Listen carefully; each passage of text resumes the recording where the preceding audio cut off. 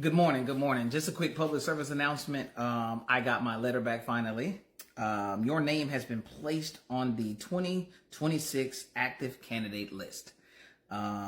It's a bit surreal actually when you get the official notice that you are on the list.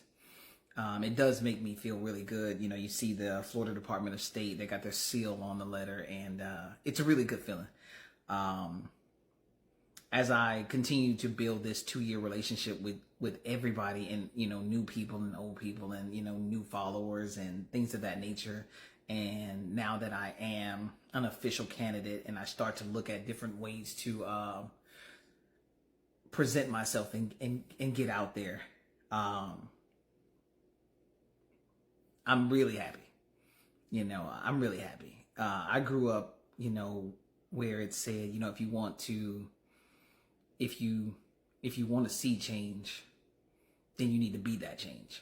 And that's really what I'm trying to do. I am actually trying to be the change that I want to see. So, just thank you for the support. Thank you for the continued support, and continue to develop me into the type of governor and the type of representative that you can get behind and feel a sense of accomplishment.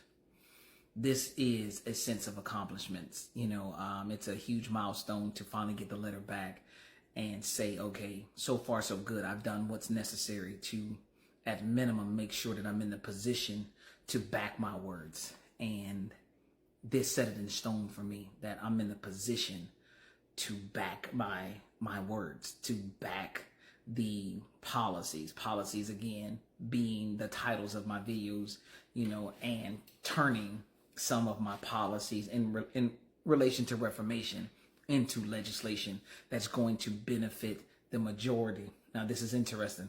My mom asked me, hey, what do you mean by majority?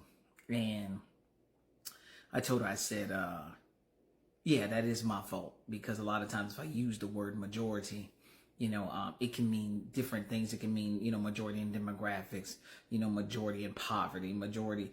So when you hear me use the term majority, I will be a lot more decisive if I'm talking about a topic in relation to who I'm actually speaking to. But right now, when I say majority, I literally mean the majority of Floridians who are not feeling like they are heard, and they're hurting. And I think it's, if you look at the numbers, if you look at 5 trillion in Social Security that's been borrowed, if you look at the money that's coming out of homes and how people are saying they're struggling, but we're not seeing that in a lot in mainstream media. What we're seeing in mainstream media is they talk about things like this, like the stock market's doing great, but then you have these individuals who are struggling, who are like, well, how is that benefiting me personally? What can we do to make this something that helps the majority of people who are saying, where is my voice? Who's speaking for me? Who, like when you see people say, who's getting this money? Who are they talking to? Where are these benefits going? I applied for this. I applied for that. I'm not getting this. I don't meet this criteria. I don't meet that criteria. When you see these things happening, your next door neighbor saying, I don't know how I'm going to make ends meet, and a lot of things are being hidden and curtailed and learned about. And you say, what can I do? You can go and get that top seat. You can go sit at the head of that and say, hey, I want to be a representative for those voices who are not being heard. And getting this letter back puts me in a position to say that if you feel like your voice isn't being heard, push it through me. Push your voice through me. And let's speak, for this state in unison. So again, this is just a PSA to say thank you, and that, I'm proud of me for doing what was necessary to stand behind this relationship that I want to build, and say that the things that I tell you I'm going to do, I'm going to accomplish them. But this is not something that I will ever say that I'm going to be able to do on my own. Submitting the paperwork, getting that part right, that's a me thing. That's doing that part.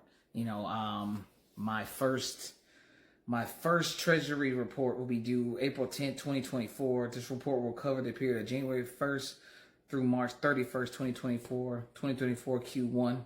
All candidates who file reports with the Division of Elections are required to file by means of the Division of the Electronic Filing System, EFS, which simply means that I told you guys I was not going to take money from anybody.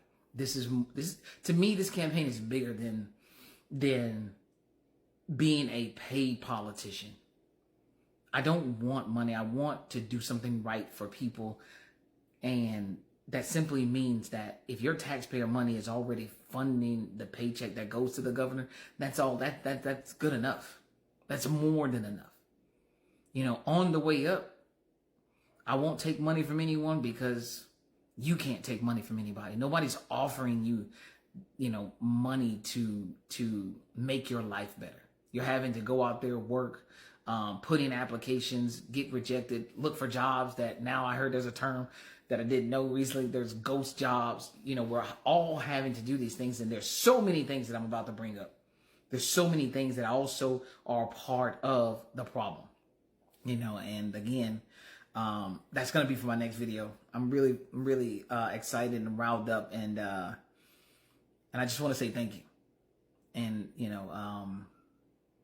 got to head to the post office. I have to turn in this enclosure form, which is the statement of candidate form. It's blank right now. I'll get it all filled out, get it turned in.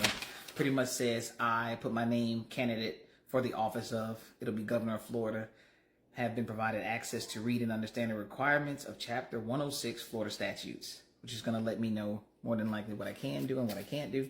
And we're going to get that knocked out.